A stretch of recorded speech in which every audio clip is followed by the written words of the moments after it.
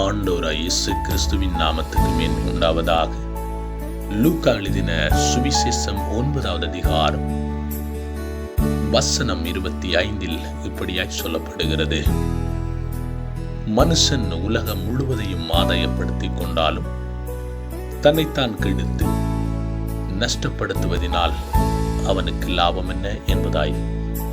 அன்பான தேவ ஜனமே, ஒரு மனுஷன் கர்த்தரை மறந்து கர்த்தரை தூஷித்து கர்த்தரை பின்பற்றாமல் உலகத்தை நேசித்து உலகத்தில் உண்டான மேன்மைகளை பின்பற்றும் பொழுது நித்திய ஜீவன் அவனுடைய வாழ்க்கையிலே இல்லாமல் போகிறதாயிருக்கிறது.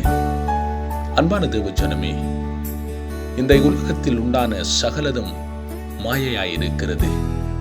கர்த்தரை பின்பற்றி கர்த்தரை ஏற்றுக்கொண்டு கர்த்தருடைய வார்த்தையின்படி நாங்கள் வாழும் பொழுது நித்திய ஜீவனை நாங்கள் அடைகிறவர்களாயிருக்கிறோம். பரிசுத்த ஆவியானவர் எங்களுடைய வாழ்க்கையிலே கிரியை செய்கிறவராயிருக்கிறார். ஆண்டவராய் இயேசு கிறிஸ்து உங்களை ஆசீர்வதித்து உங்களை பாதுகாப்பாராக. God bless you.